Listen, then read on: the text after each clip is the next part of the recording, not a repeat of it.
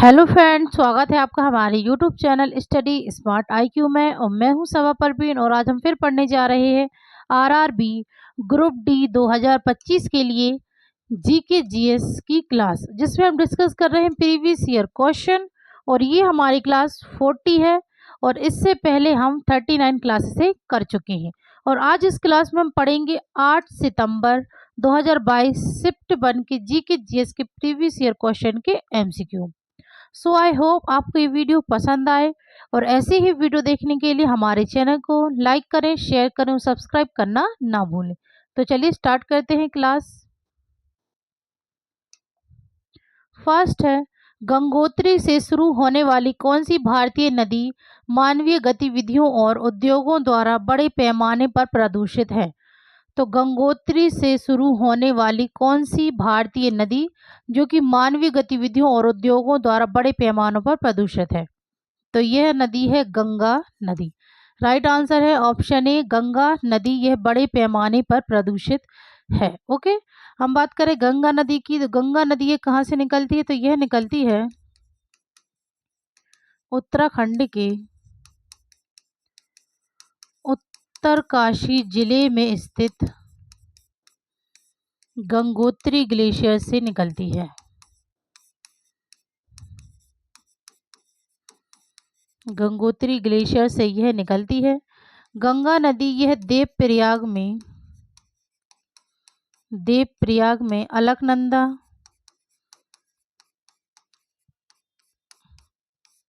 Plus Bhagirathi मिलकर गंगा नदी बनाती है। ठीक है, गंगा नदी बनाती है। गंगा नदी यह भारत की सबसे लंबी नदी है। ठीक है, भारत की सबसे लंबी नदी है गंगा नदी। ठीक है, गंगा नदी इसे मध्य प्रदेश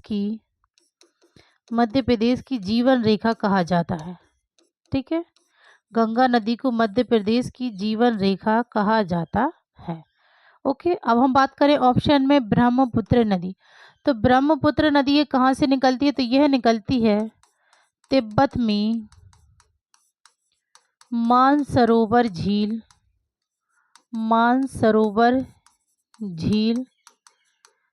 चैमा युंगडुंग ग्लेशियर से। ठीक है, चैमा युंगडुंग ग्लेशियर से यह निकलती है ब्रह्मपुत्र नदी। ब्रह्मपुत्र नदी इसे कई नामों से भी जाना जाता है, जैसे इसे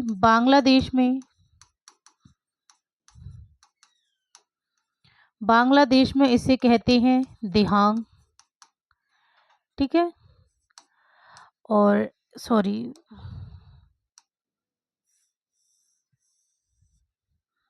ठीक है, ब्रह्मपुत्र नदी तो इन्हें किन किन नामों से? तो इसे अरुणाचल प्रदेश में दिहांग बोलते। ठीक है ना, अरुणाचल प्रदेश में दिहांग, बांग्लादेश में जमुना। ठीक है, बांग्लादेश में जमुना। ठीक है, अरुणाचल प्रदेश में बोलते हैं दिहांग, बांग्लादेश में जमुना और तिब्बत में तशंगपो या सांगपो। ठीक है, तशंगपो या सांगपो के नाम से जाना जाता है। और ब्रह्मपुत्र नदी इसे लाल नदी भी कहा जाता है। ओके, लाल नदी भी कहा जाता है। फिर अब हम बात करें कावेरी नदी, तो ये कहाँ से निकलती है? तो यह निकलती है ताल कावेरी ब्रह्मगिरी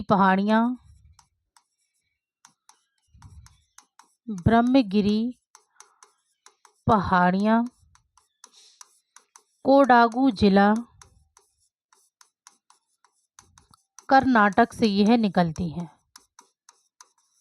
ठीक है, कावेरी नदी ये कहाँ से निकलती है? ताल कावेरी ब्रह्मगिरी पहाड़ियाँ कोडागू जिला कर्नाटक से निकलती है। फिर बात करें कृष्णा नदी, ये कहाँ से निकलती है? तो कृष्णा नदी यह निकलती है महाबलेश्वर सतारा महाराष्ट्र से यह निकलती है। ओके, महाबलेश्वर सतारा महाराष्ट्र से कृष्णा नदी निकलती है। ओके, चलिए नेक्स्ट है, निम्नलिखित में से कौन सी शास्त्रीय द्रविड़ भाषा है? तो इनमें से कौन सी शास्त्रीय द्रविड़ भाषा है? तमिल, उड़िया, बंगाली या गुजराती? तो शास्त्रीय द्रविड़ भाषा है तो ये है तमिल। राइट आंसर है ऑप्शन ए तमिल, यह शास्त्रीय द्रविड़ भाषा है। ठीक है, इसी प्रकार चार प्रमुख शास्त्रीय द्रविड़ भाषा है। ठीक है ना, चार प्रमुख शास्त्रीय द्रविड़ भाषा कौन कौन सी है? तो एक तो गई तमिल, फिर तेलुगु, मलयालम, कन्नड़। ठीक है, ये चार शास्त्रीय द्रविड़ भाषा है, तमिल, तेलुगु, मलयालम, कन्नड़। ओके, चलिए नेक्स्ट है, निम्नलिखित में से कौन सी भारत में पाई जाने वाली विश्व की सबसे बड़ी बेसाल्टिक प्रभाव क्रेटर झील है? तो भारत में पाई जाने वाली विश्व की सबसे बड़ी बेसाल्टिक प्रभाव क्रेटर झील कौन सी है? तो क्रेटर झील ये है लोनार झील। राइट आंसर है ऑप्शन सी लोनार झील। यह उल्का पिंड के टकराने के कारण यह झील बनी थी। ठीक है ना, लोनार झील जो कि ये कहाँ पर है? तो ये है महाराष्ट्र में। ठीक है, ये महाराष्ट्र में है और ये खारे पानी की झील है। ओके, फिर है ऑप्शन में बात करें तो पुलिकट झील। पुलिकट झील ये कहाँ पर है? तो पुलिकट झील ये है आंध्र प्रदेश और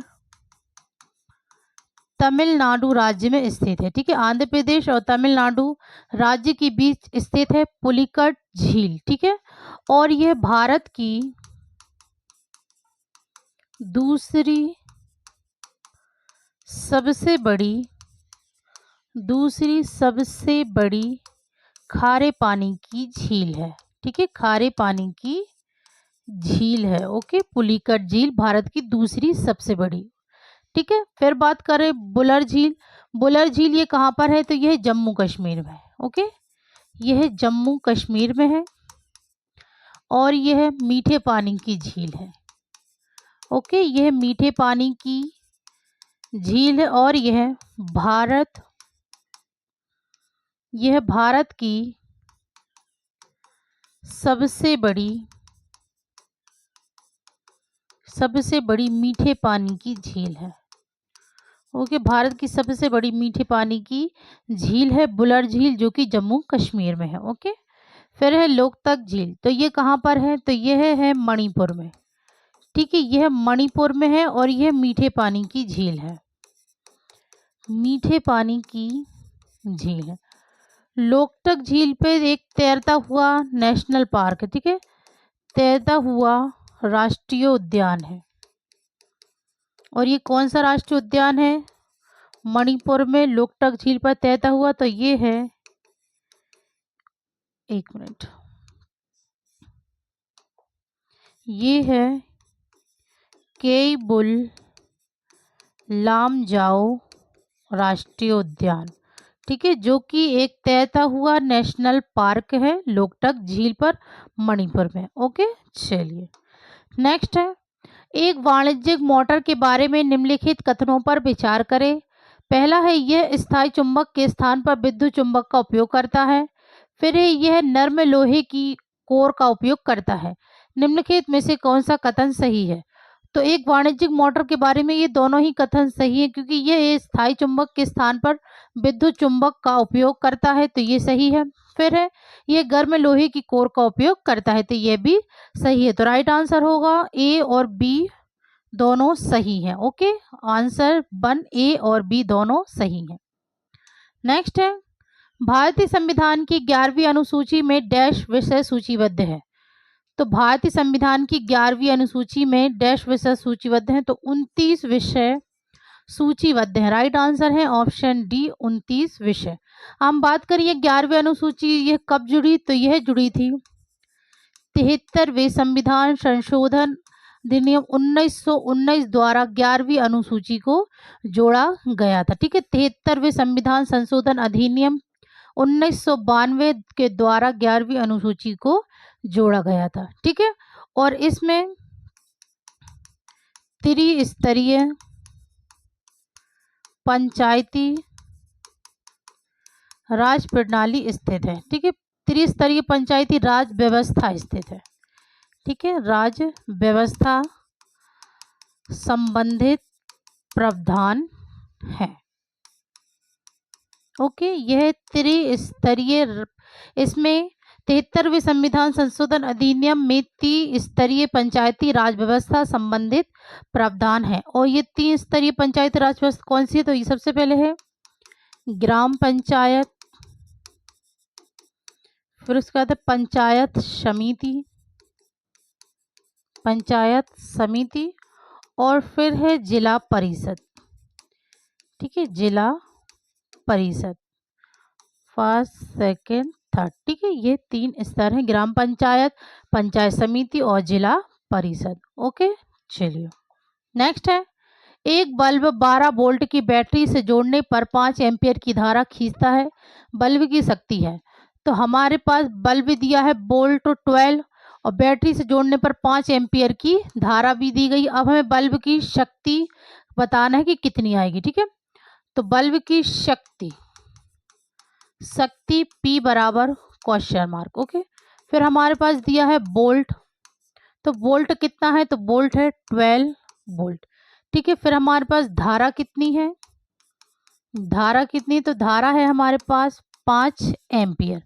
ठीक है, और हमें शक्ति निकालना है, तो शक्ति निकालने के लिए सूत्र है शक्ति बराबर, शक्ति P बराबर वोल्टेज इंटू धारा।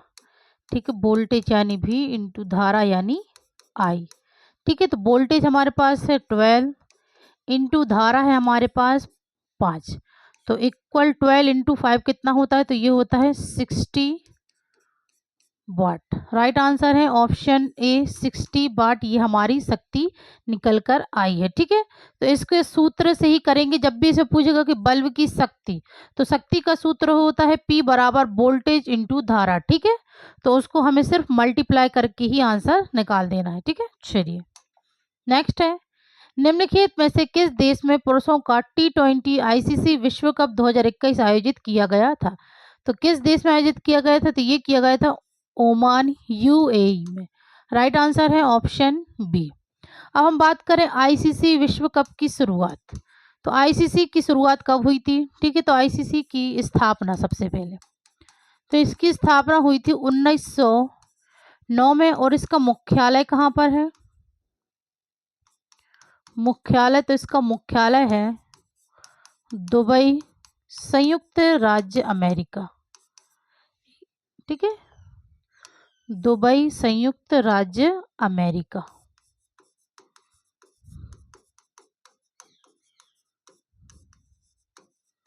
ठीक है, दुबई USA में ये इसका मुख्यालय है ICC का। ठीक है, चलिए नेक्स्ट है, निम्नलिखित में से कौन भूतापीय ऊर्जा का स्रोत नहीं है? तो भूतापीय ऊर्जा का स्रोत नहीं है बायोमास, अग्नियोद्गार बहता है, फेमरल्स या गीजर।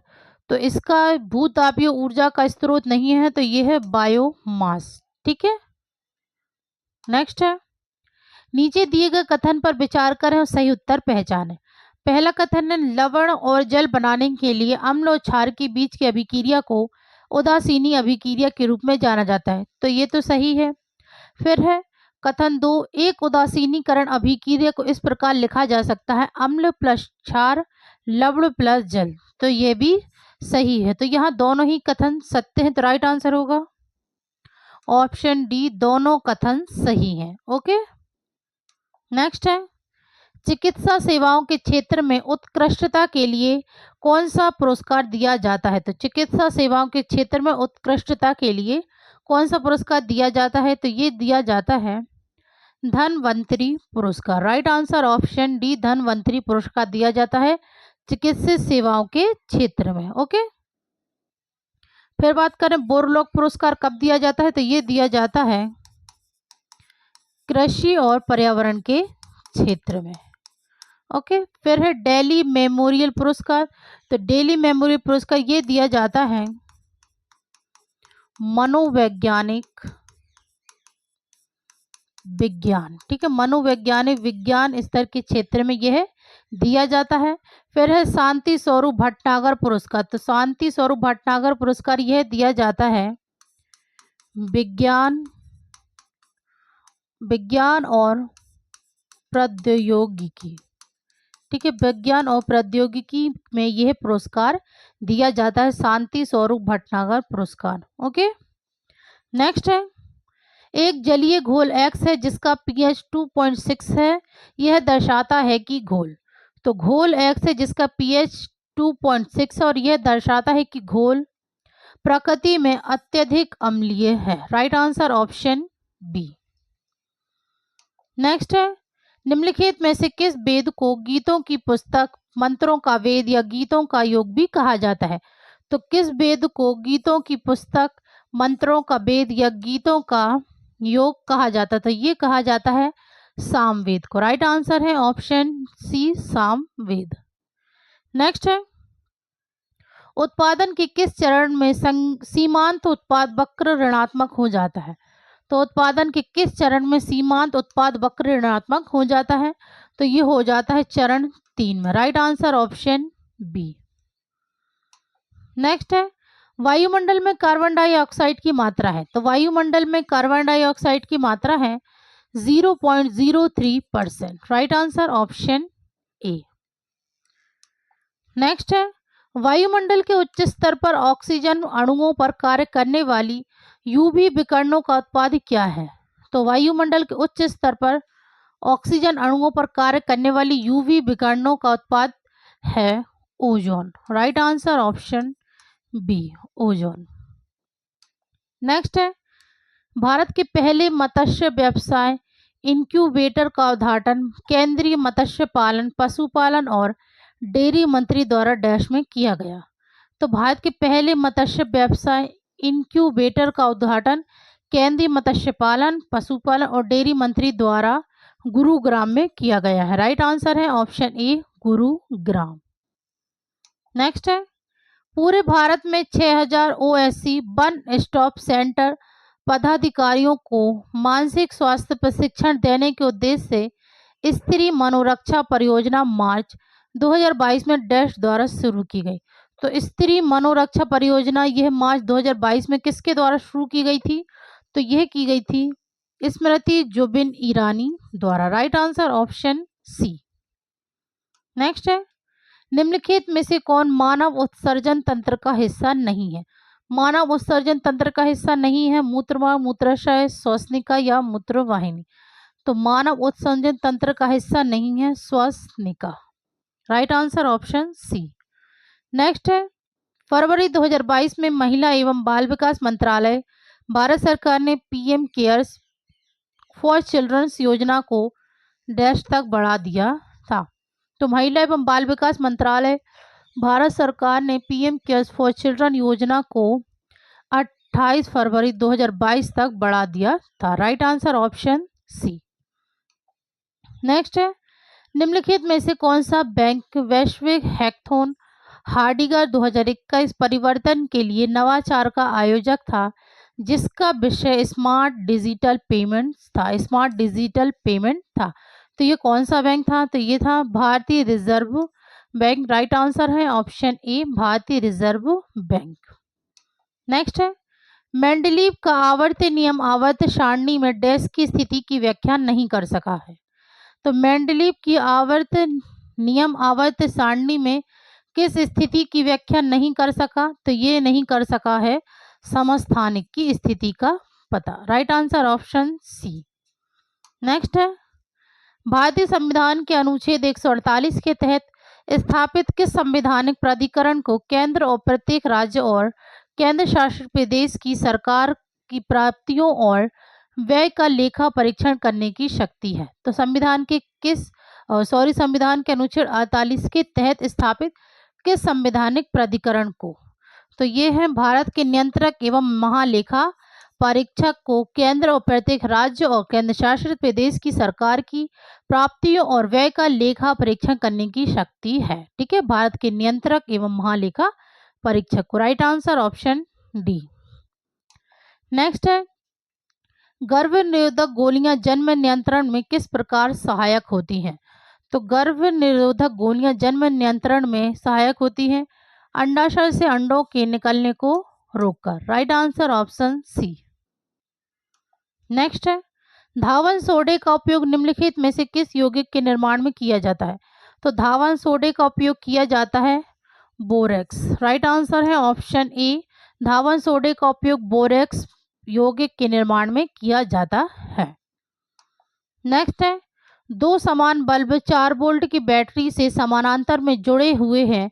यदि सर्किट में धारा 0.2 एम्पियर है तो बैटरी द्वारा क्षैतिज शक्ति है।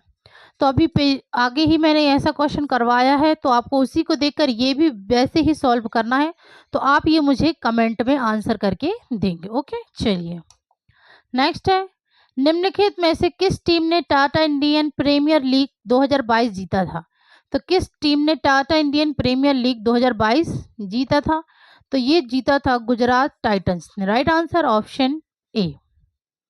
नेक्स्ट है, पौधे जानवरों की तुलना में उत्सर्जन के लिए पूरी तरह से अलग प्रक्रिया का उपयोग करते हैं। निम्नलिखित में से कौन सी प्रक्रिया पौधों द्वारा उत्सर्जन के लिए नहीं अपनाई जाती है?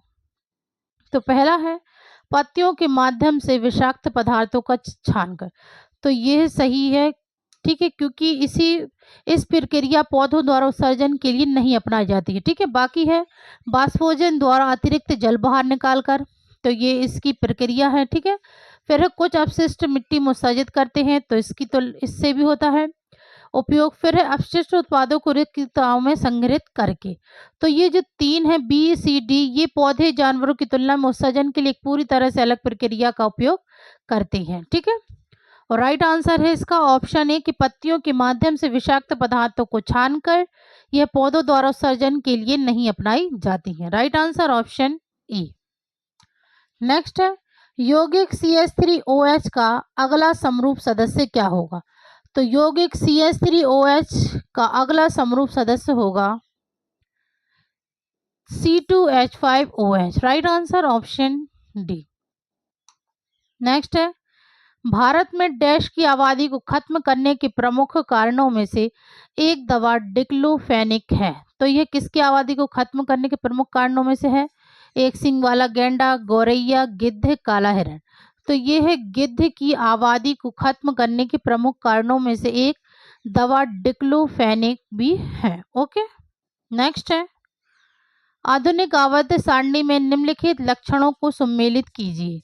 तो हमें इनमें लक्षणों को सम्मिलित करना है। सबसे पहला है सबसे छोटा परमाणु, तो यह किससे सम्मिलित होगा? तो सबसे छोटा परमाणु है लिथियम। फिर है उपधातु, तो उपधातु ये है सिलिकॉन। फिर है सबसे धात्विक प्राकृतिक तत्व, तो सबसे धात्विक प्राकृतिक तत्व है सीजियम। फिर है सबसे अधिक विद्युत ऋणात्मक, तो सबसे अधिक विद्युत ऋणात्मक है फ्लोरीन, और सबसे कम विद्युत ऋणात्मक है आयोडीन। तो फर्स्ट का होगा ई, सेकंड का होगा सी, थर्ड का होगा ए, तो ECA, और फोर्थ का है बी, हाँ, तो फिफ्थ का है डी। तो पहला वाला ही सही होगा। ठीक है, सबसे छोटा परमाणु है लिथियम, उपधातु है सीजियम, सबसे धात्विक प्राकृतिक तत्व है सबसे छोटा परमाणु है लिथियम, उपधातु है सिलिकॉन, और सबसे धात्विक प्राकृतिक तत्व है सीजियम, और सबसे अधिक विद्युत ऋणात्मक है फ्लोरीन, और सबसे कम विद्युत ऋणात्मक है आयोडीन। ओके, तो राइट आंसर है ऑप्शन 1। नेक्स्ट है, प्रकाश संश्लेषण के प्रयोगों में हम स्टार्च की उपस्थिति को क्या मापते हैं? तो प्रकाश संश्लेषण के प्रयोगों में हम स्टार्च की उपस्थिति को निर्मित ग्लूकोज स्टार्च में परिवर्तित हो जाता है। राइट आंसर है ऑप्शन डी। नेक्स्ट है, अंतर्राष्ट्रीय अंतरिक्ष स्टेशन में एक अंतरिक्ष यात्री द्वारा देखे जाने पर आकाश का रंग क्या होगा? तो अंतर्राष्ट्रीय अंतरिक्ष स्टेशन में एक अंतरिक्ष यात्री द्वारा देखे जाने पर आकाश का रंग काला होगा। राइट आंसर है ऑप्शन ए, काला। नेक्स्ट है, भारतीय संविधान के किस अनुच्छेद के तहत वार्षिक वित्तीय विवरण तैयार किया जाता है? तो भारतीय संविधान किस अनुच्छेद के तहत वार्षिक वित्तीय विवरण तैयार किया जाता है? तो यह तैयार किया जाता है अनुच्छेद 112 के तहत। Right answer option D. Next है, भारत में ब्रिटिश शासन का विरोध करने के लिए खिलाफत आंदोलन और असहयोग आंदोलन किस अवधि में आयोजित किए गए थे? तो भारत में ब्रिटिश शासन का विरोध करने के लिए खिलाफत आंदोलन और असहयोग आंदोलन की अवधि आयोजित किए गए थे, तो ये किए गए थे 1919 1922 के बीच। Right answer option A. Next है, निम्नलिखित द्विविस्थापन अभिक्रिया को पूर्ण कीजिए। 2NaOH plus CuSO4 arrow X plus Na2SO4, यहाँ X डैश होगा, तो द्विविस्थापन अभिक्रिया में X होगा, तो ये होगा CuSl2। Right answer option A. Next है, भारतीय संविधान के अनुच्छेद 51A(d) के अनुसार, तो भारतीय संविधान अनुच्छेद 51A(d) के अनुसार क्या होगा? तो ये होगा, इसमें देश के नागरिक को देश की रक्षा करनी चाहिए और जब उसे ऐसा करने के लिए कहा जाए तो राष्ट्रीय सेवा देनी चाहिए। राइट आंसर है ऑप्शन सी, भारतीय संविधान के अनुच्छेद 51A(d) के अनुसार। राइट आंसर ऑप्शन सी सही है। ओके। नेक्स्ट है, 1950 में भारतीय गणतंत्र दिवस में शामिल होने वाले पहले मुख्य अतिथि डैश थे, जो तत्कालीन इंडोनेशिया के राष्ट्रपति थे। तो 1950 में भारत के गणतंत्र दिवस में शामिल होने वाले पहले मुख्य अतिथि तो ये थे सुकार्नो, जो तत्कालीन इंडोनेशिया के राष्ट्रपति थे। राइट आंसर है ऑप्शन सी, सुकार्नो। नेक्स्ट है, निम्नलिखित में से किसकी श्वास दर सबसे तेज है? मछली, मानव, हाथी, कबूतर। तो सबसे तेज श्वास दर है ये, तो ये है मछली की। राइट आंसर है ऑप्शन ए, मछली। तो ये थी आज की हमारी क्लास आरआरबी ग्रुप डी 2025 की जीके जीएस की क्लास। आई होप आपको ये वीडियो पसंद आई हो और ऐसे ही वीडियो देखने के लिए हमारे चैनल को लाइक करें, शेयर करें, सब्सक्राइब करें। Thank you.